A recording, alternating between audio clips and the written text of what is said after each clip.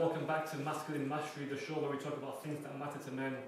I'm in sunny Sheffield, my hometown, and I'm with a fellow Sheffielder, Mr. Lee Duncan. Lee, welcome. How you doing, brother? I just want to say thanks for having me on. It's been a pleasure. We spoke in the summertime. We did. Virtually. Yeah. I was living in London at the time. Yeah. Back home, back in the sunny Sheffield, the local lad, obviously. How are things? Great, fantastic. The sun's shining. I'm down here, about to, give you guys some value, and that's what it's all about, providing value. So if people can watch this and go away with that little bit more value, I've done my job. Absolutely. You speak a lot about mindset online.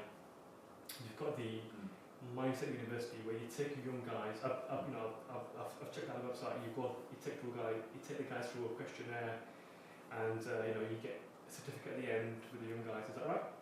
Similar. So I think to roll back, what we focus on it's a little project of mine that I do, which is a mentorship project, and the reason why I like to get this across is the fundamental to any area of life comes down to mindset. Yeah. That's the prerequisite. Yeah. Once the mind is right, everything else usually follows. 100%. And that's evident in anything we do. I mean, if you look across the fitness industry now, a lot of the fitness industry are stressing mindset, and the reason they're doing that is because they're probably providing health plans, training plans, coaching plans to a lot of people, but people aren't completing them because their mind's not right. You can buy the best gym equipment and have the best facilities, but if people are not implementing what they know, then they're not doing what they know. A good quote comes to mind: all the gear, no idea. Yeah. Have you heard about it? So you can have all the PTs in the world, etc. You can have all the best diet, meal prep, you can have a nutritionist, but if your mindset's not there. And we've seen that in boxing, you're from a boxing background, and we've seen that with guys stop boxing at their peak. Obviously, Tyson Fury recently, but more so in our lifetime. Prince Naz, 28, retired. If your mind's not there, if your love for the game is not there, Ronnie O'Sullivan, he's had, in and out of snooker, greatest player of all time, but still being in and out. If your love is not there, that passion, that spark that wakes you up in the morning, you won't continue. You can have the best body for that game. You can have the best nutritionist, dietitian, sleep hygienist. Everything could be right, except the mind. So it goes back to the Olympics 2012, Sheffield. It was in London, but 2012. Some of the guys trained in Sheffield, didn't they? They did. Some of the runners and Institute of Sport. Yeah, at the EIS. So I remember Professor Steve Peters, Sheffield, Chin Paradox. Yes, all right. He worked with a lot of the athletes just before the lead up to the Olympics. And GB and Northern Ireland did their best ever. You could say, because it's at home advantage. Yeah, that does make sense. That does make some sense. But they had like a 30% increase in their medal tally, and a lot of that they said was down to Steve Peters, particularly in cycling. In cycling, the GP track team was one of the worst in Europe, by the way. Italy, France, so much better. But when he came along on board, and he said, what did you do? He said, I just tuned their mindset into the moment. So that's just a great example of, you can have the best coaches in the world in terms of nutrition, diet, a PT, a SNC coach. But if the mindset's not there, if you essentially fumble on the big occasion because you got hijacked, you won't tally up with the medals. And that's so important, particularly in team sports, but I would say even more so when it's one-to-one combat. So take us back to your boxing days and how you understood the importance of mindset when it's literally you against another person. 100%. And just to go back, me training up at the Ingle gym, I started out, going on 15, 20 years ago, and I was fortunate to come across a mentor, trainer and coach in Brendan Ingle, MBE. Fantastic coach, and something that I learned was that peer group and environment are the two most essential things in life, because if you're around the right environment, you're going to thrive because you're going to conform to that environment.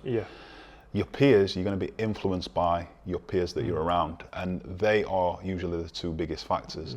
And what you'll find is someone will walk into the boxing club, never maybe lace up a glove in their life, and after time they start to conform to that environment. They start to be influenced by peers in that environment, whether they've got a competitive streak, whether they just want to be the best, and they'll start to conform. And when you take the fundamentals of sport, they are transferable across a whole range of across a whole range of life. And I'm fortunate I've been in sport a long time, and some of the fundamentals and key fundamentals people do take from sportsmen and put them in other areas of their life. And like I said, the mindset is the number one trait that you need to be able to perform. So I always like to break it down to 3 areas. There's information, application, and implementation. Yeah. A lot of people do the information part, which is 70% of the people, i.e. educational establishments provide this. Everybody attends. The information's there, data, research, etc., etc. You're accumulating information. The application, only 20% of the people do this, which is put the information together in form of the apparatus or start to build out whatever you're doing. The implementation part is the key part that not many people do. Only 10%. 10%, yeah. Yes. And the implementation is the most important because until you implement something, you don't have it off the ground. Yeah. By implementing it first, you get the feedback and you can make adjustments. It's like if you were a sportsman and you were sat watching YouTube on boxing, if you never get in and fight, you've never implemented what you've learned. So until you implement something, which you need the right mindset to implement, because a lot of the time people don't take action. And you've got to be able to take action regardless of what you're learning, because you don't want to suffer from paralysis by over-analysis. Yeah, exactly. And I think that's a problem a lot of people have. People would prefer the comfort of being an armchair critic, armchair spectators and all that stuff. Information overload. I always say we live in an information economy where everything is information, but very few people have knowledge. So I always say the basic level is information. News, social media scrolling, that's information, right? It's never been more prevalent than it is now. On the tablets, you can scroll Twitter. It's essentially a newsfeed. That's information. And Tim Ferriss says low information diet. Have you heard of what in the 4-hour work week? He says have a low information diet, as in people just have a lot of information. But that's all they have. He said, I prefer to have 10% information and much more action and implementation. So people are surrounded by this, and they say people are informed, but they're losing their intelligence. It's the same as diet. So people are overfed but undernourished. So what's lacking is the application and integration and then implementation. So we're skewed so heavily in terms of information, because they say every 10 years, the amount of information in the world doubles. Every 10 years. Amount of Google searches, knowledge, research papers. It's never ending. Never ending. So you can never have you can never get to the bottom of information. What we're lacking, absolutely, is the implementation and the application of that. Because information is comfortable, right? It's scrolling. It's very it's very comfortable to be armchair critic and scroll. Doom scroll, and just clickbait. Very easy to just consume. But I always say we've not got enough creators, and it's the creator economy, which at the moment people are taking up at the moment, like podcasts, etc. But it's the information overload that's causing analysis paralysis. I wanted to ask you, you mentioned transferable skills, mindset, right? Mindset is a very broad term. Okay, it is. Mindset is like you've got your mindset, which is part of essentially your psyche. That's another word for it, psyche. Psyche is part of your psychology. Your psychology is part of your mental health. So it's a part within a part within a part. So mindset is still very big. What are the mindset tools? Like name me 3. Which are the mindset tools which you took personally from boxing, from Brendan Ingles' mentorship? What did he teach you which you've now used in other aspects of your life at the prime age of 35? So I'll just say it like this. I mean, as humans, our brain is hardwired for comfort. Like you just said before, it's comfortable to take in information and sit there and read and consume. It's comfortable. So our brain's hardwired for comfort. That means at any given point, what's your brain going to look for? Your subconscious mind is going to look for comfort in everything. So you're going to avoid the hard things. Avoid the hard things, you're going to have a hard life. Because you never grow. You always, because they say growth happens in your outside your comfort zone, and Dave Goggins is a big proponent of that. Your growth only happens. So suppose your comfort growth is a circle, right? Exactly. You're only going to go on the edge of that. So being hardwired for comfort, naturally, by instinct, you're going to look for comfort in anything you do. The thing about going in a boxing club day in and day out, you're challenged. It's an uncomfortable environment when you go in. Deliberately in discomfort. Yes. Yeah. So therefore, that was my key opportunity. I wanted to be uncomfortable. I wanted to throw myself into an uncomfortable environment, right, where I'm going to challenge myself every single day, because that's the only thing that's going to help me grow. So what you tend to realize going through life is it's not the comfortable things that allow us to grow. It's the time when we're uncomfortable. And it's a time where we throw ourselves into that environment that enables us to grow and get to the next level. And through sport, because you're challenged each and every day, I always like to take people through a journey on this. A lot of people throw the word motivation and discipline around, and I think there's some point where it's misconstrued. And the reason I'm saying this is because, like I said, I've seen world champions in the making. When you're around sport for a long time, you see people achieve great things. And you also get to see how they've done that. And I always like to go to it from the beginning. So in the beginning, it takes roughly 30 days to build a habit. And what happens is, after you've built that habit for 30 days, then you go into a phase of motivation, where you've got used to doing a certain attribute, trait, whatever, for 30 days. Whether that's getting up in the morning early, whether that's training regular. After that, you go into the motivation phase, which by roughly around day 50, you start to turn that into discipline, all right? Where when it becomes discipline, you actually start to schedule that in. Yes. All right? No matter how you feel, you're going to go and do it. After the discipline stage, roughly around at day 90, there's another phase called culture. And when something becomes culture, that means it's part of you. So it starts to feel weird when you don't do it. Regardless of if it's comfortable or not. It's so ingrained, it becomes a routine almost. It's a culture, it's a ritual, it's a habit, right? Yes. Like brushing your teeth, for instance. Yeah. Regardless of how you feel, you're going to do it. Even when you're ill, you still brush your teeth, right? Exactly. Even if you're ill, you're still going to go to sleep. 100%. And you're going to eat something. So yeah, you're right. It becomes so ingrained in you. And James Clear talks about this in Atomic Habits. And it goes back to what you said right at the beginning. Environment. Yes. So James Clear says, make your environment high friction for bad things and low friction for good things. So what I mean by low friction is, if you want to go to the gym, if your gym's 2 miles away, that's very high friction for a good habit. So make sure you either get a closer gym or you move closer to the gym, or get a gym inside the house. Yeah. So that's lowering the friction for a good activity. Of course. The converse of that is a bad habit, right? So if you always eat a pizza or burger, or I don't know, you're putting on weight and you're getting more breathless because you're eating more and you're more sedentary. Make sure then you have a standing desk. So you're carefully curating your environment to enable good habits to be easier and bad habits to be harder. So exactly. if you're snacking all day on biscuits and you're spiking your sugars and you're putting on weight, especially now Christmas is coming, a lot of people do that at work, in the hospital. So I said to one of my managers at the hospital, instead of having a box of quality treats, just have a box of nuts. People can nibble on it, throughout the day, but they won't be spiking their insulin all day long with quality treat and chocolates and biscuits. So change the environment, make the good easier and make the bad harder. Exactly, because you've got to set yourself up to win. Yeah.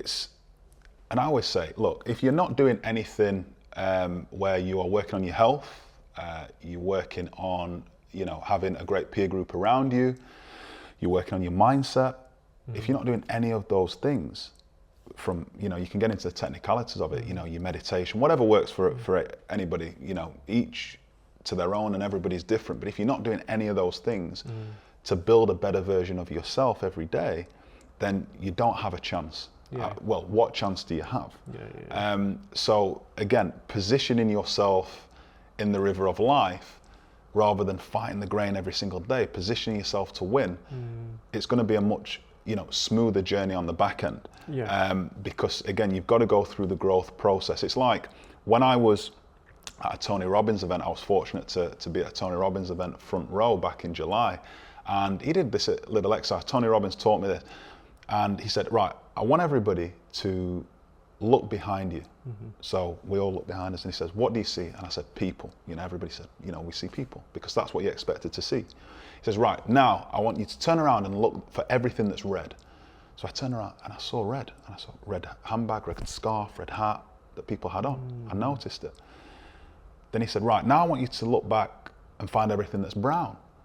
So I turned back, saw brown, never saw it before. Yeah. So the RAS system, the reticular activating system, okay, is designed to look for what we focus on.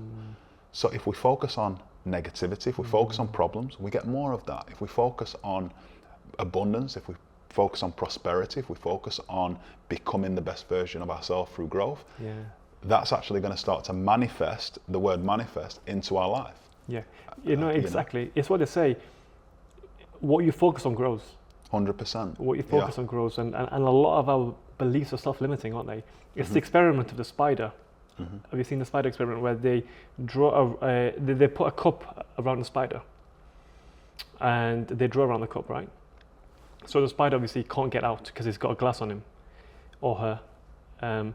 They take the cup off, but the barrel's still there. The spider still thinks he can't get out. Yeah. Because the barrel's still there. Yeah. Again, the thing's been removed, but he's got a self-limiting belief now that he's only supposed to be within the confines of that glass, even though the barrier's been removed. And it's the same thing with sharks. They say if you put a shark in a fish tank, it'll only grow to a certain amount. Look, I think to the viewers watching it, I think that is probably one of the most important aspects anybody can take from this video, what you just said, Dr. Asif, because it's like that same scenario with elephants in Thailand. They peg it in the ground from being young. All right, so it's already conditioned that by the time the elephant is a fully grown, fully fledged elephant, if that elephant moved, it could easily pull the peg out of the ground.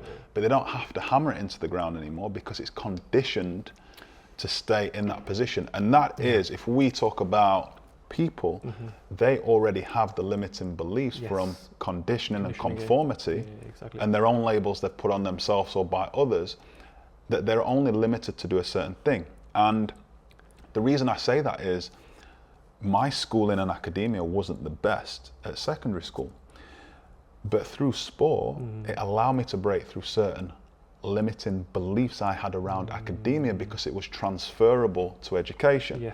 So obviously coming from school from one GCSE to actually ending up with a master's degree can show anybody out there that once you remove the limiting belief, and the reason I say that, Dr. Asif, is we'll never rise above the opinion of ourselves. So if we have outstanding, great, good and average, if you're always going to label yourself as good, no matter what I tell you, if I tell you was outstanding, you're never going to arise above the paramount of being good because you've already told yourself and labeled yourself that you're only good, you're not outstanding. That's very powerful because I always say it does not matter what other people think about you. Your self-belief is the most determining factor. It's the pivotal factor in your life's trajectory. The self-belief you have, self-belief, and it's very hard to cultivate that, especially in the schools sometimes you go to, people put you down. I always say people who go to private schools and good schools, they have this, a bit more aura about them, especially if you look at the government. A lot of guys in there are very much, from a young age, they've been groomed to public speak, they've been groomed to believe that the world's going to serve you. And guys, a lot of guys, particularly my colleagues who went to state school, you can see a lack of self-belief in them. Maybe from their parents, maybe they only had one parent or both parents were not functional. And it's a very good book that came out in July. I recommend all listeners to read it. It's called It Didn't Start With You. Right. Or It Didn't Begin With You, rather. It's one of them, one of the two titles. Written by a doctor about inherited trauma. And again, you talk about conditioning. A lot of our conditioning can be passed on, by the way, from parents. If parents belittle children, that's passed on. If Billy has been told all his life he's not good from his mum or dad or from his brothers even, then he has that going to school, and then he has that going into the workplace, and then relationships as well. So how do you break the generational trauma? And a lot of it's having insight and breaking the self-belief barriers, limiting self-belief. You mentioned something there very important about academia. Okay, I want to give a good example. I think it was Einstein. Einstein said, everyone's a genius in their own way, but if you judge a fish by its ability to climb a tree, the fish will think it's an idiot all its life. Yeah. And it's a really good example with your school and your boxing, right? Exactly. You're excelling, in a sporting way, but at school, because you weren't conforming to a very set curriculum, you might have been labelled not bright or whatever. But in sports, you're excelling, and we put people in boxes, don't we? He's either smart or academic, but maybe he's smart in a different way. Maybe his smartness is not getting the grades. Maybe he's got a different kind of IQ. Everybody's got an underlying intelligence. Yes. It's just finding that. And a lot of people out there, if you don't have direction, if you don't have a roadmap, if you don't have vision, it's very difficult to navigate where you want to go. Yeah. That's one thing that I've learned in life. It's one thing that I've learned from others, that if you don't have a vision or direction, you're going to be lost, and you're going to be trying to figure out where you want to go, and it's going to be very difficult. So I always say, have your vision. And everything that I've done, it's always started from a vision first. And like you say, the prerequisite, go back to the mindset shift. If you don't have a shift in your mindset, and then the next question people will say, what is mindset? How can I change my mindset? You change your mindset, you get a mentor, you get a coach. You do things that you've not done before to enable you to achieve things and fulfill things that you haven't already done that. Then you can go back to the question, when you tell someone get a mentor, they say, well, I already know that. And I'm like, well, if you already know it, you'd be doing it. And if you're not doing it, you don't know it. And if you don't know it, you must not be doing it. Knowledge is in action, isn't it? 100%. Knowledge is in it. You can't say I know it and you're not doing it, right? Yeah. So there's a block there. Yeah. And I always say to a lot of my clients, Lee, like I've got a few clients who know, and literally I've been banging on about for the last 18 months, get in shape. And they're not doing it. And it's like a block. They have a mental block until you remove that block from them. Exactly. Unfortunately, a lot of people have to get hit with a calamity, unfortunately. They have a mini stroke, a small heart attack, or their father has a heart attack, or something happens to their brother. Yeah. And they're like, now I need to fix up. You shouldn't get to that level. You should not have to get to a scare for you to fix up. You should have enough self-respect to say, look, I need to fix my life, my habits, my drinking, my smoking, whatever the case may be. You need to have enough self-respect. And I wanted to give a good example before I move on. Have you heard of the frog? I've got these medical stories, like, not medical, but all these animals. Analogies, exactly, metaphors, analogies. There's this one, because I learn best that way, right? It paints a picture, isn't it? Yes. So there's one about the frogs, right? So if you put a frog in boiling water, it'll jump out quickly. Yeah. But if you put a frog in warm water and you slowly increase the temperature, the frog will boil to death. Exactly. Conditioning. Without knowing. Without knowing, exactly, because he gets used to it. Slowly rise the temperature, and then he will die. He will burn alive, right? Whereas the frog, immediately, he will know a bad environment. But it's the same thing about peer pressure. If you're in a bad environment, you desensitize yourself to the bad environment. And one day becomes a cigarette, then it becomes cannabis, then it becomes heroin, then it becomes selling heroin, then it becomes, it just snowballs, right? Same as the frog. 100%. So you don't understand the intensity of the environment. When you're in it, you've got to remove yourself from it. Yeah. It's actually, this is hot water, I can't go in there. Yeah. So it's the importance of mentorship. Mentorship gives you that vision, gives you that alignment, and gives you that real, what we say meta-vision. It brings you away from the situation. Of course. If you're in a cold country, you don't know if it's cold or not, hot or cold, because you only know cold, right? Yeah, exactly. So and that's the thing. Just 2 points on that, what you just said, because if you start your driving lessons, you're shown how to drive, and you're shown the technicalities on how to do that. You can try and work it out yourself. It might take you a while to figure out how to actually use a car if you've never used one and you don't have a coach to show you, i.e. driving instructor. But you're probably going to crash, right, a few times. So you have to go back to the drawing board and think, right, I need the fundamentals on how to be able to drive. How do I get to that point? I do it through an instructor. If you have a driving instructor, then why do you not have a mentor or a coach in life? Because that is going to be the big difference. And I know you said a minute ago, you mentioned generational trauma. And that's on the subject of epigenetics. And I work with a great Dr. Brown, who's an epigenetics coach. And what he explained was there was, certain tests on rats that they would go near a cherry, and every time they went near the cherry, they would buzz a loud noise to scare the rat.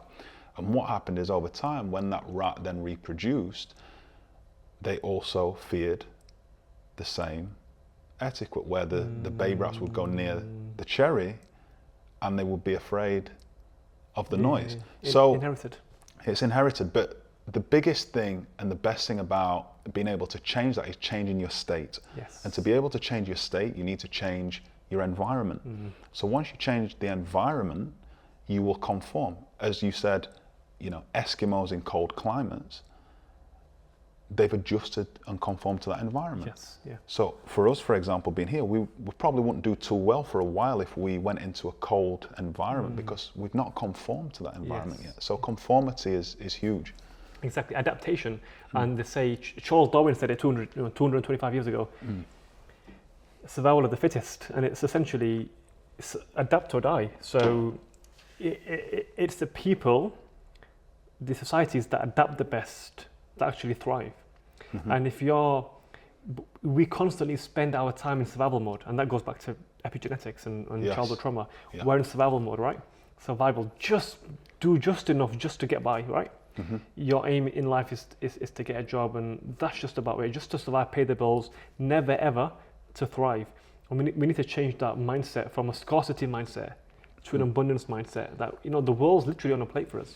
Especially in today, 2023, the world's on a plate. We've got so many opportunities out there to make something of ourselves, to have this medium of talking, content creation. There's opportunities in the digital space where you can actually make, you know, value, like you said at the beginning. Value is so important, and now there's no excuse whatsoever, but we've been conditioned to say, stay in your lane.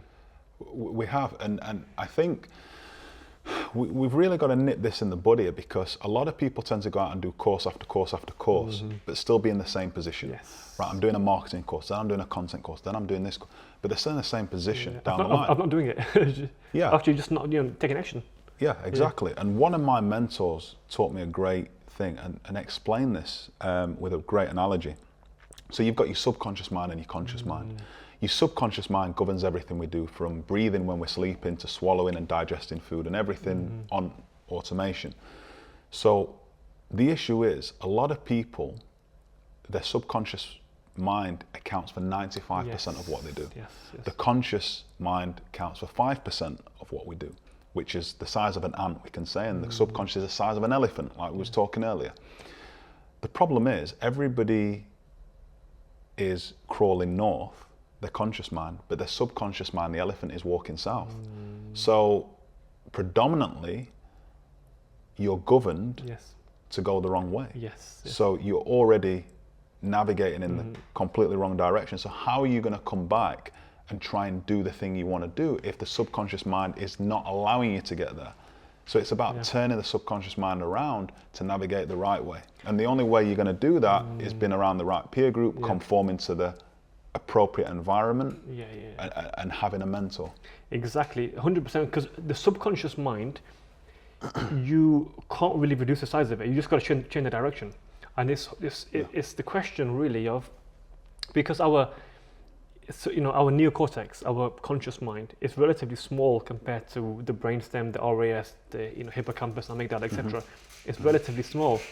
So, question is turning that subconscious mind, which is self-limiting, which is self-sabotaging. That's the word I'm looking for. Self-sabotaging. That's the one that's going backwards.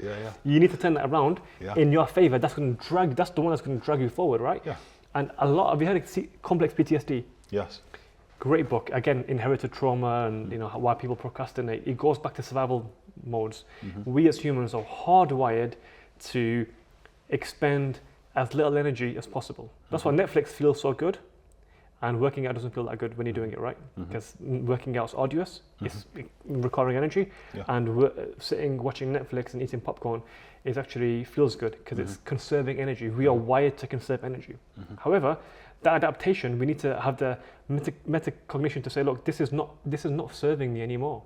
It might have served me in the wild Eskimo season where I'm getting hunted by bears, but conserving my energy, it's only going to lead to diabetes, obesity, asthma, heart problems. So conserving energy doesn't work now. So we need to get out of this concept of everything the brain's wired to is good. It's not inherently good. It's actually Brain doesn't care about good or bad, it cares about survival and not survival. That's all the brain cares about, right? Yeah. That's why people like sugar, because sugar means calories, means extra fat, means you can survive winter. But Exactly. it's not good for us right now, is it? No. So that's the thing. We need to get out of this mindset to think, because I'm thinking about it, it must be good. That's a conscious mind, only 5%, like you said, 10%. We need to reprogram the subconscious mind to take the lead on matters. And one of the greatest ways I can, I suggest to my clients is meditation. Being almost in control of your subconscious mind. You can't ever, like Steve Peters says, Professor Steve Peters talks about the chimp. You can't ever control the chimp. You can't tell the chimp to, you can't ever kill the chimp. The chimp's always going to be there. But you've got to essentially, in a way, quieten the chimp down and say, look, your turn's coming. Just, he gives a really good analogy in the book. The chimp comes to the top, just say, look, I'll listen to you in a second. Not yet though, just come back down. That's what it is really. Right. Who is the chimp? The chimp is your amygdala, your RAS, your hippocampus, your brainstem, your basal ganglia. That's what the chimp is really, telling you, oh no, sit down, conserve, fight and flight, eat more, become more overweight because that's going to affect your survival, etc. We need to just turn the switch off and say, look, let's turn that chimp off. The conscious mind is the one that should lead us, because the conscious mind is what? Logical and rational. And that's the one that's going to lead ultimately to our best survival, not just survival, it's going to lead to actually thriving. Yeah, and like you said, key word, survival. Yeah. If you're constantly in that mode of survival, Just survival, just getting by. You're never going to thrive because your subconscious mind, you've wired it To survive. Yes. and your RAS is going to look for survival mechanisms in order to fulfill that order. Yeah. Like you said, the subconscious mind doesn't listen to what's good or bad. It's like people who watch horror films. The subconscious mind cannot distinguish whether that's real or fake. So then a lot of the time people then suffer from stress, depression, etc., from watching and consuming content of that nature, not realizing what's happening. You are programming your subconscious mind. Sport, for example, I train every day because it's culture to me. It's not something, if I don't train, it feels weird when I don't train, not because I'm better than anybody else, not because I've done it more, it's because I've created a culture within my life to do that. And whatever culture you start to create, whether you come across people, one of your clients who said, well, I'm trying to stop smoking, but I can't, he's probably in an environment around other smokers, which he's constantly conforming to that. And that's like almost standing in a refrigerator doing star jumps to warm up. You're going to cool down as soon as you stop. Exactly. You know, so again, the environment and the peer group is just, I can't stress it enough how important that is. No, 100%. And they say, show me your friends and I will show you your future. And it's friends and peer and acquaintances that make such a difference in your trajectory of life. Speaking about friends and peers, you went to the Ingle gym as a teenager. So you must have met some characters, Oh, you absolutely. You mentioned MBE. Johnny's obviously MBE now as well. Yeah, he is. So we've got another MBE to add to the list. Soon it'll be you in a few years. We'll see. We'll see what happens. Services to the community. So that initial group of lads, obviously I'm here, etc., and younger lads in the gym. I know Brendan had a philosophy of getting kids off the streets, right? He did. With Naz and Barry, etc. So how important was that group of lads you met, like a brotherhood almost, away from home? I know you got brothers anyway, but this brotherhood was a different brotherhood in the gym. How important was that growing up as a teenager? So at 15, I moved out of my family home and went and lived with professional athletes. So then the standard was automatically raised. Training wise, this group of people, whether they were champions, winning everything as boxers, professional boxers, that was my vision. I wanted to be a professional athlete. Even at school, I always wanted to be a professional athlete. So that is ultimately what you ended up becoming, because that was the vision. Whatever vision is strongest, you're going to navigate towards. What you think about most, what you focus on, is going to happen. So meeting this cohort of people, and there was many people across the years, but just being around that environment, being around those people, it was competitive, it was challenging, it was hard. Training is hard as an athlete. The 5 o'clock morning sessions, and then the lines that Brendan's got on the floor. Everything is it can feel almost surreal and overwhelming to the fact that, right, your brain's just got to work this out and figure this out. And when you're in the ring, you can't get out and run away. If that person is as strong as you, as fit as you, as smart as you. So what do you have? You have your mindset. Yes. All right, and that's the only thing that distinguishes each and every person. It's not who's got the most talent. It's not who's the best at something else. It's the one who's created a mindset to win. Okay, yeah. No.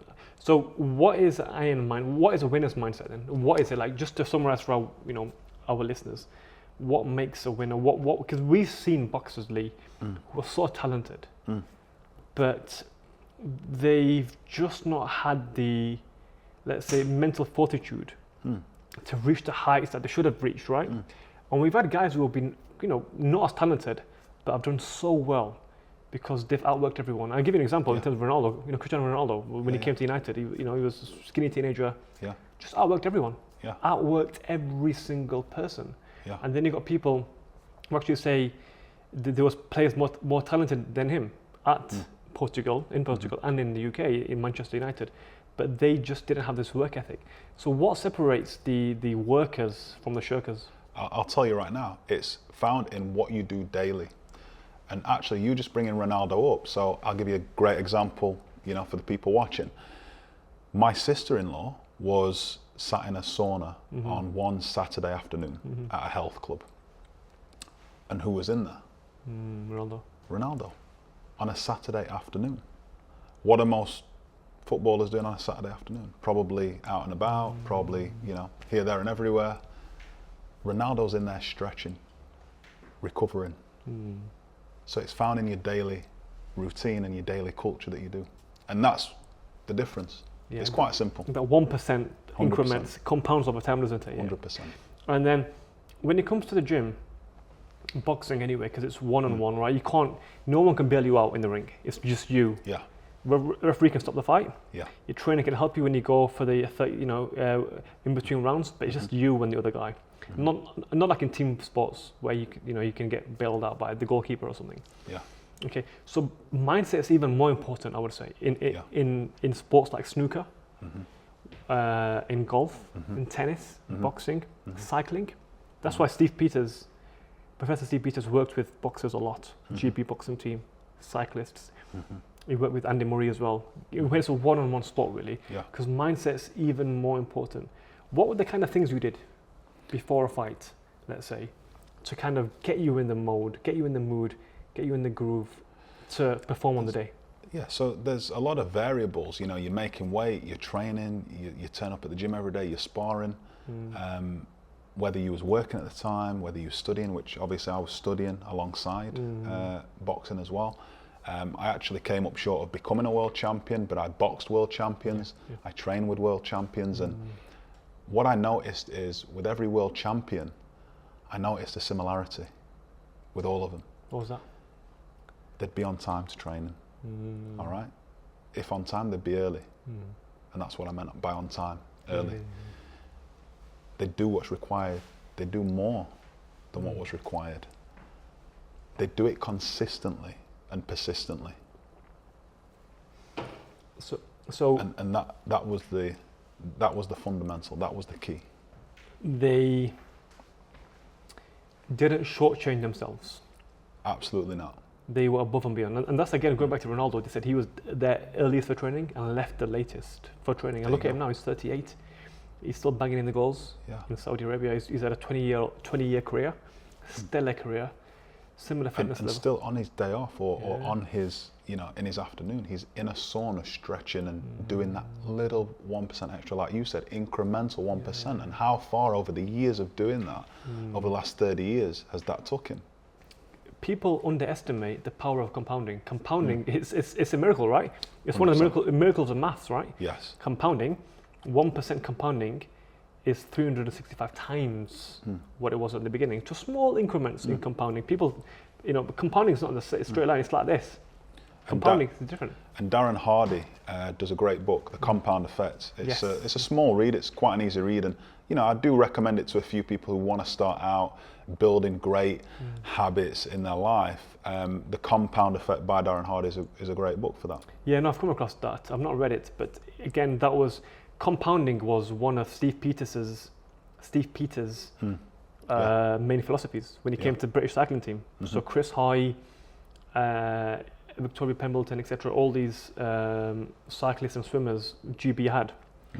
He said, let's shave off a millisecond here, a millisecond there, a millisecond there.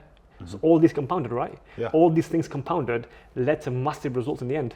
Exactly. It seemed insignificant at the time, but then 5 minutes coming early. Yeah. 5 minutes becomes an hour after a month, becomes 12 hours extra in a year, becomes a few hundred hours over a career. It becomes so many extra, even, I don't know if you've seen Ronaldo's interview with Piers Morgan. I saw shades of it. Yeah, great interview, about 5 years ago now. Piers went to his house in Portugal. And he said,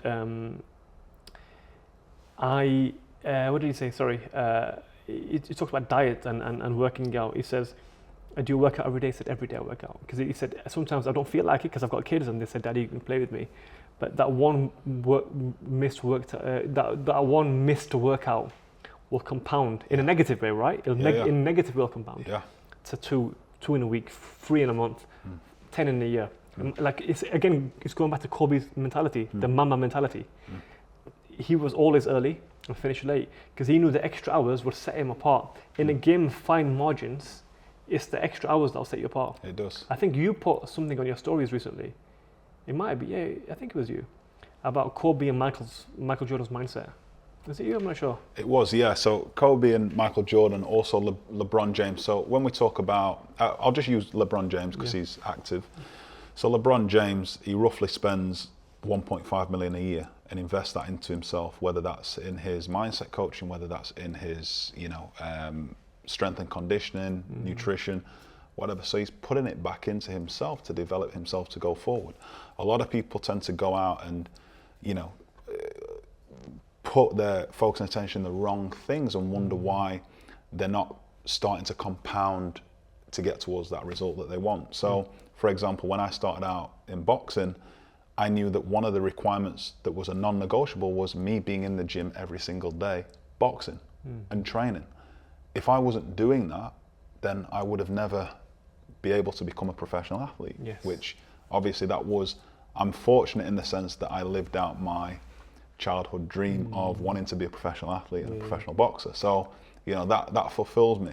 But a lot of people who I still see from school down the street, they say, I wished I'd have boxed. I wished I'd have played football.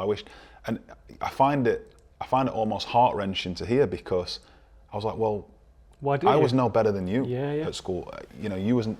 We were the same. So what was the difference? The difference was that I put myself in an uncomfortable environment around a certain peer group.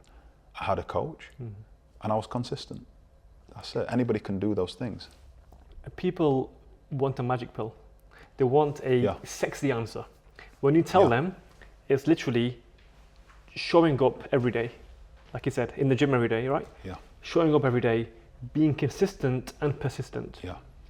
People see that as too basic. Well, it can't be that. I'm sure it can't be that. That's so basic. But literally, that's what it is, right? That is literally what it is. Of course. Simple. People don't like simplicity. People don't like I give you an example, when it comes to food as well, people just don't like eating vegetables, broccoli, chicken, plain white rice. They want something extra, right? All the condiments on top of that. Yeah. But if you want, Ronaldo, again, going back to him for the third time, they said they were in a restaurant. Patrice Evans said this. They were in a restaurant. He just ordered some chicken and salad. That's it, every day. No matter where they went, he just ordered the same thing. Yeah. That's what separated him. Yeah. He's 38, still playing. And them guys retired, by the way, in their 30s, early 30s. Wow. And they've aged very badly. He looks great at 38. Still banging in the goals. So it's these small, boring things which make a huge difference. And I can't remember who it was. I think it's Muhammad Ali. He said, I eat the same meal every day at the same time. Look, and just to add on to that, what you just said, Dr. Asif, because I think that's an important aspect. If you can't do the small things right, you'll never be able to do the big things effective. Yes. Yeah, and exactly. And it goes back to Michael Phelps, where he said, whenever he had a race, he's the most decorated Olympian of all time. I think 15 gold medals in swimming over 3 Olympics.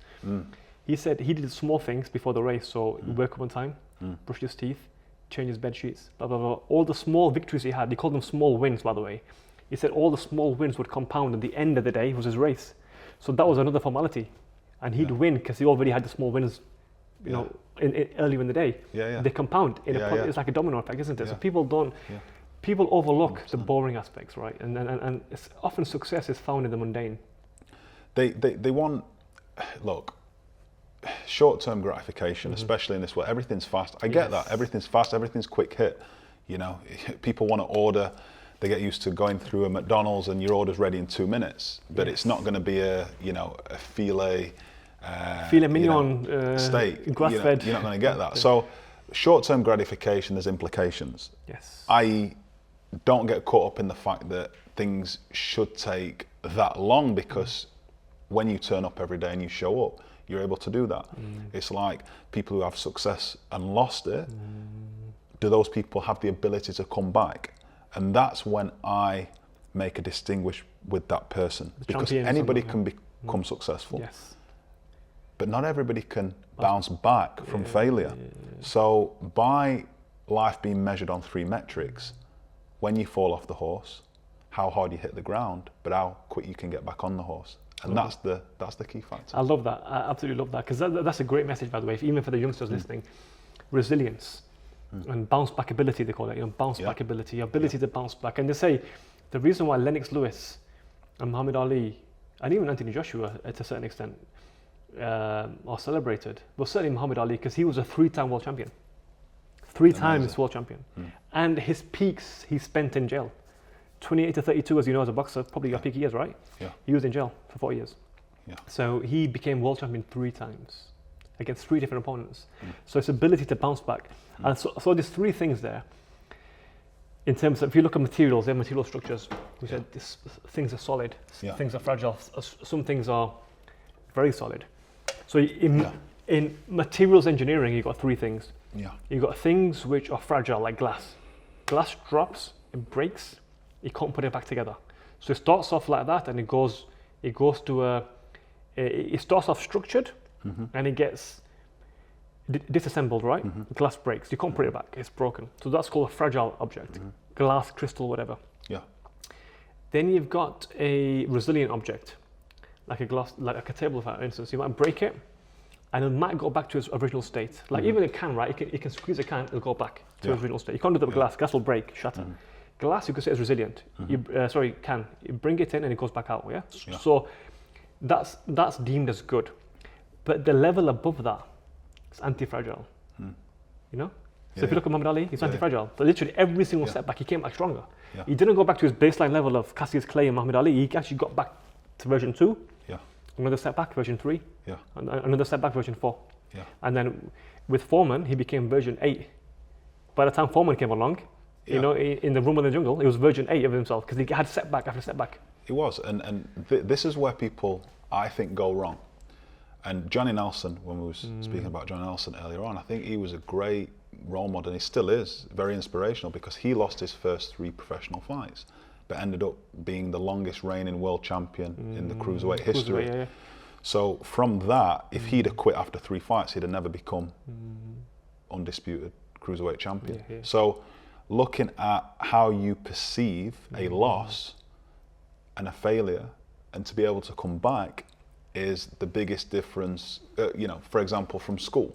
So if I'd have just said, you know, I'm jacked in academia, you know, I've not done well in my GCSE exams, and held it there, I would have never known that there was actually another 3, 4, 5 gears. You know. And that's a very good analogy, gears. We often spend life in first gear because we're surviving.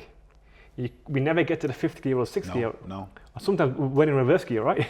Because that's all we know. School tells us there's no life beyond school. Your grades determine your value as a man. And that's what, you know, unfortunately, it breaks a lot of people. But it goes back to what Einstein said. If you judge a fish by its ability to climb a tree, you would think the fish is a failure. So our metrics are so stringent when it comes to academic. You have to get the grades, etc., etc., etc., to be seen as a success. But there's people out there who are wired in a different way, completely different way. They're wired in a way that's not receptive to 9 to 5. So, you know, have you heard of chronotypes, right? Chronotype. So you've got people. So where it's sort of one-dimensional? No, a chronotype is a chronos of time. Right. So you got people who are night owls. So schooling. So circadian rhythm. Yeah, exactly. Yeah, Right, okay. yeah. It's your circadian rhythm. So people who are night owls, 9 to 5 doesn't work for them because they peak around 11 a.m. Not at 9 a.m. because they wake up at 9 a.m. Yeah. But at school, you've got to start at 8 a.m., right? Or whatever. Yeah. So night owls, school, which are about 20% of people. So them 20% of people will be seen as lazy. They'll be seen as, always tired. Because they're waking up at school, they're waking up in a society which is not designed for them. And this is natural variation, by the way, just like 20% of people are left-handed. Yeah. Imagine if, everything will have to be right-handed. Like, they wouldn't function, and you can't see them as failures. That's just a genetic difference that they have. There is, and a lot of people base their life on this because it is 2 human needs. Yes. Which is love and connection, all right? And the other one is certainty. Yes. And if someone feels that they don't have certainty or love and connection, that is then linked to the fear of failure. Because if they think, if I fail, nobody's going to love me. Yes. I'm not going to feel connected. Yes. With failure, there's no certainty that I'm going to be able to do this. That's why people don't go on their quest to be the best version of themselves. Yeah. And that's the whole reason. When you remove the fear of not being loved or connected with, when you move the fear of wanting certainty, all right, and when you're able to peel back the layer, you're able then to go on your quest and start to become the best version of yourself. And what you'll actually find is when you step out of being comfortable to be uncomfortable, that is where you find growth. Because once you're able to detach love and connection, and not having the fear of not being loved, and also the fear of not having the certainty there that's going to guarantee you the outcome of what you want, then you'll get the result. It's a great point. I read a quote somewhere saying, certainty and comfort has killed more dreams than an alarm clock. And it's true, right? Yeah. Comfort, just being comfortable. It does, and I think the thing that and I'm just talking about my personal experience, so I can't speak on everybody else's behalf, but what I can do is give them my experience. So by me being uncomfortable for that long in something like boxing, and then going to university and being uncomfortable there around, high-end academics, and achieving a master's degree, I now know myself that I'm just not going to be comfortable with average. Yes. I'm not going to be able to thrive with average. I'm not going to be able to thrive in certain environments. I know which environments I like to thrive in. This is one of them. I like being on a podcast. I like having these conversations because I feel I thrive in these because I understand it. Yes. And that's why, through my experience. So I would say to anybody, get out, get uncomfortable, and start living your best life and follow that dream. Follow whatever vision you have in your head. That'll start to become fruition as time goes on. Fruition, great word. Napoleon Hill calls it transmutation. In Think and Grow Rich. Yeah. Great book. Great book. 100 years old now, but still timeless pearls of wisdom. He talks about what the mind can conceive, the body can achieve. Essentially, your thought is a seed, right? Yeah. Your actions and accomplishments of that thought are the fruits. And you mentioned fruition there. But if you don't have it in the first place, you're never going to get to the fruits in the first place. You ain't going to get to the fruits if the seed's not even there. And the seed, what kills the seed, what wipes the seed away, is lack of self-belief. And they say people who have succeeded the most in life, they have an almost delusional a delusional amount, an irrational amount of self-belief. If you read, actually the first biography I read was Nikola Tesla's. And I went to see his museum in Serbia when I went in March in Belgrade. So Nikola Tesla, Serbian physicist to harness electricity, etc. Okay. And him and Michelangelo during the Renaissance and all these guys, Galileo, scientists, mathematicians, doctors of the past, they were considered insane because they had so much self-belief. But now we see them as heroes. So you have to have that delusional, almost irrational, right? Because the society, your conditioning, as well as your own body telling you, don't do this. Just survive. Don't do that. Don't go to the gym 5 a.m. Don't beat yourself with a medicine ball into your abs. Your body's telling you don't do that because your body seeks comfort. Your body loves certainty, and it's one of the human needs, right? On the pyramid of needs. So comfort. It is, and like you just said, what tends to happen, and going back to short-term gratification, this is where I find a lot of people are, and especially when, you know, they want to come for a mindset shift or go to Mindset University, for example, they come with the outlook of, okay, I'm going to sit in front of the fire, give me the heat, and then I'm going to go and collect some wood. Yeah. Unfortunately, it doesn't work that way. First, you've got to collect the wood, which you've got to have the vision. Yes. Then you get the heat, because the heat is the end result. Yes. You've got to put value in to get the result. Like in a gym, you can't just walk into a gym and lift the heaviest weight you see. You've got to work up to that by doing the reps. If you don't do the reps, you're never going to get to that weight that you want to lift. So by going back to the fundamentals, again, having a coach, being in the right environment, and being influenced in the right way, they're the three great starting points for anybody to start off on that journey. No, I think that's great tools, really. Importance of mentorship, and you mentioned Brendan Ingan earlier. You mentioned Johnny Nelson as well. You know, he's a bit older than us in terms of mentorship as well. What's been the highest point of your life?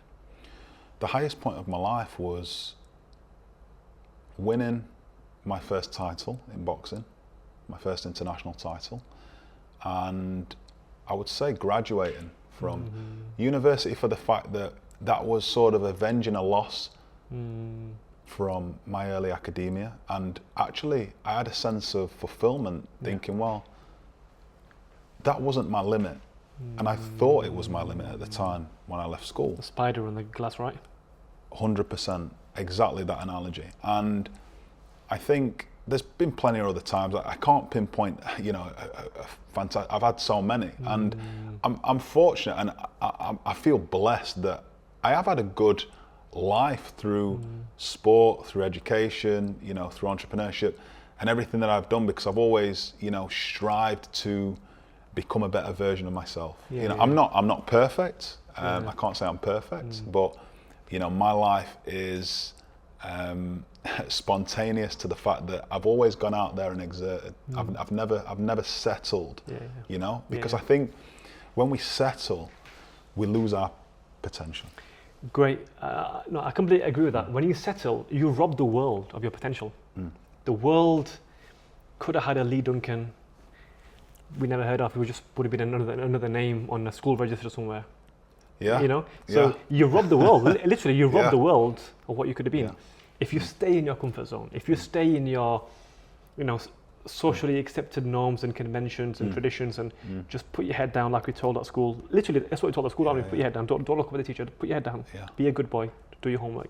Everything's compliance, and it's the rebellious kids in a way, and not the naughty kids, but the rebellious kids who question society, that change society. It's those that see the bigger picture. I mean, we mentioned off air about, you know, having different views. So I'm a doctor.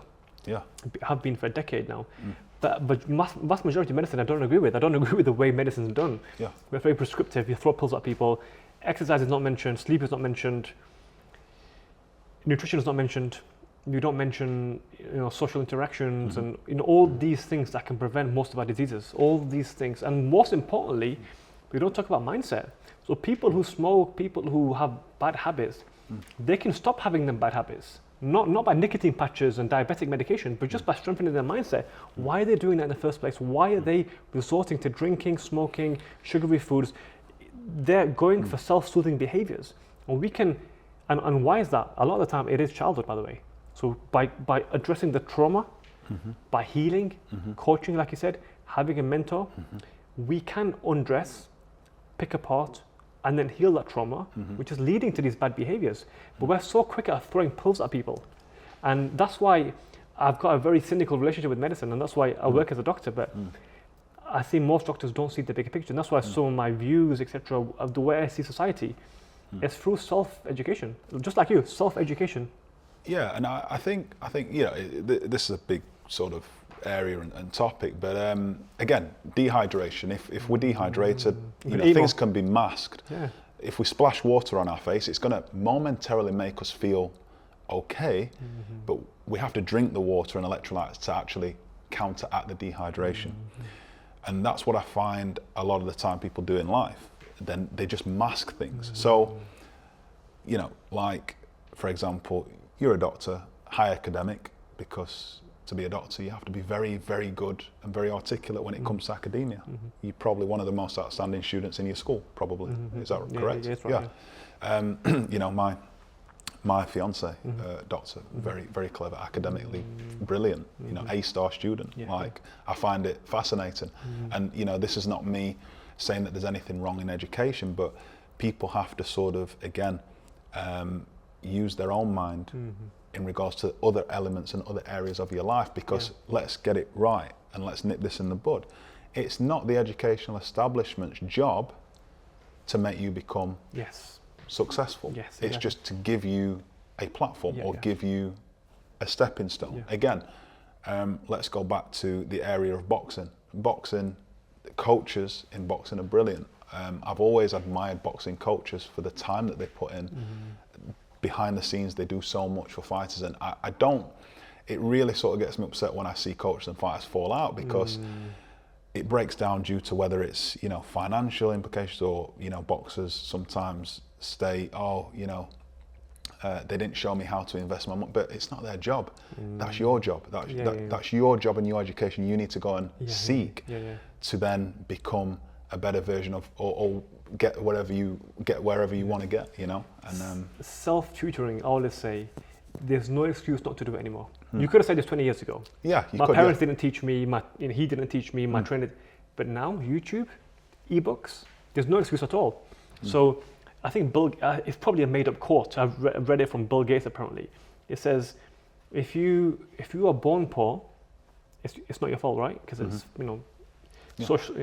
socially your parents. But if you die poor, it's your fault. 100%.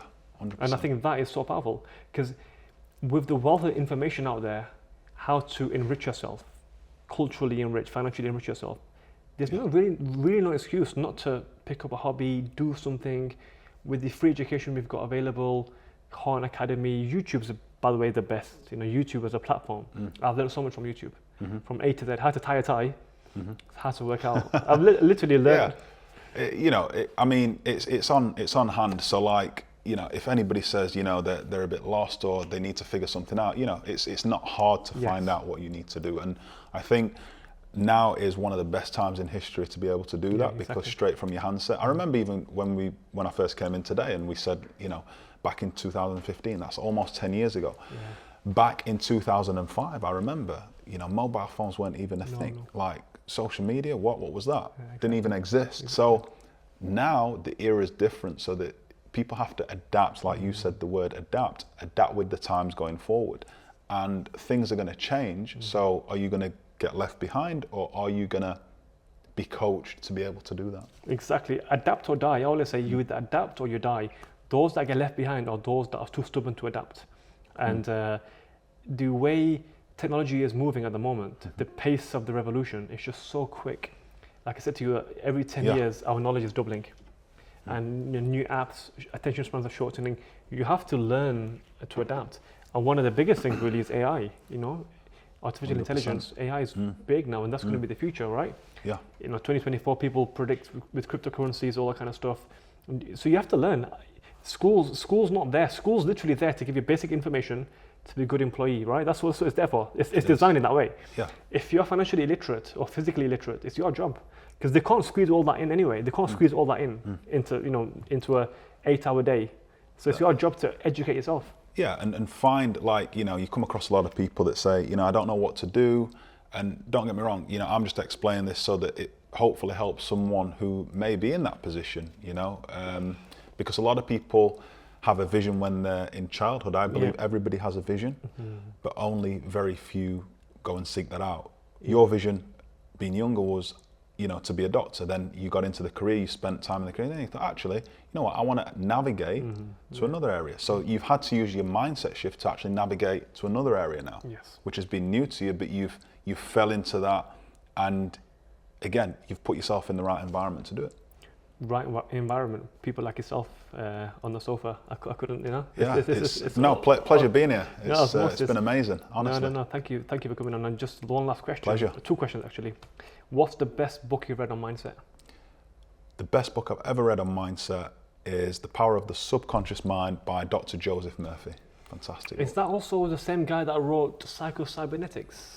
No, that was Maxwell Maltz, but Psycho-Cybernetics is a phenomenal book. Yeah, But Tony Robbins talks about that a lot. it does, but the thing about Psycho-Cybernetics is if you haven't done the mindset work prior, you're going to find it a very challenging read, but probably it might go over your head. So I would start with the power of the subconscious mind and then work your way on to Psycho-Cybernetics. Cool, because I know because he was a psychologist or psychiatrist. I know he's pretty deep. Maxwell Maltz, he was a plastic surgeon, Oh, you're right, and yeah. the philosophy behind that book was, I've read the book 3 times. The philosophy behind the book is, does plastic surgery change your personality? And that was the question he liked to pose. So that's the hypnosis of the Right, fair enough. Yeah, because I know he was yes. hypothesis. In the medical hypnosis. profession, yeah.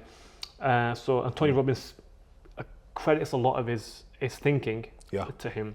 Yeah. And then last question, you just turned 35. I have. Okay, prime of your youth. Where will Lee Duncan be age 40? Age 40. Going back to my vision, I want to build out a health company. So that's something that's been in the pipeline for a while that we're working on. Cool. Who knows, and A few thriving. good ones. Yeah, thriving in life, healthy, thriving, and living on my terms and being happy doing so. So that's where I want to be. Good. It's a little bit more detailed on my vision plan, but I don't want to spend 20 minutes talking everyone's ear off. But thank you for asking. No, it's always good because I know you're a very systematic, structured guy. So have you got a vision board at home? I've got a journal, so I use some of the Tony Robbins trainings to do what I do. I've tried the vision board in the past. I think it works. It works for a lot of people, but I have my different methods. That's one of the methods I used to use, early on. And I think when you are starting out, certain things like that does help, but they get more advanced as you go. So. Okay, no, fair enough. Yeah. What do you use? I use phone screensavers. I've got pictures of my sons on my wall. There you go. Just as they say, very interesting point. They say, be the person you needed growing up. Yes, I like that. So for me, I'm a father as well. So be the father you need growing up. And hopefully when you're a father as well, you will reparent yourself in a way. Like that's what I do. I reparent myself. Not that my upbringing was bad. It's just that I want to reparent myself so I can be a better parent to my kids. If that makes sense. So 100%. even my content, a lot of my content is about self-development as a man, right? Yeah. It's not for women. It's generally for men because I've got 2 boys. Yeah. So I talk about self-actualization. Yeah. So I see it as a journal to my younger boys and to my younger self. So the way I do it, I've got screensavers on my phone of my younger self, got my pictures of my boys on my wall as a reminder to say, people looking up to you. So make sure. Look, I've followed you for a while. He's got some fantastic content. I do urge any viewers to really check his content out. He knows what he's talking about. And you've also had the back end of the credential of being a doctor, and you've seen a lot. And, as my fiance being a doctor as well, you know what you guys have to go through, and it's commendable. So I have the utmost respect for you. I really do. Thank you. I appreciate that. And we'll have to get in the ring sometime. I used to box at university, amateur boxing, got a long reach. Right, first time I've heard of that, but I'm sure we'll squeeze in a training session at some point. I've got to make sure we wear a face guard, a guard though, yeah. Head guards, yeah. I've seen Protect that. yourselves at all times. Absolutely. For sure. How can people find you online? Lee Duncan, type in. I'm on Instagram, I'm on Facebook, YouTube channel as well. Cool. So, Fantastic. Lee, been a pleasure. Absolute privilege. Thank you, sir. my man. Thank you, really sir. Good. Thank you.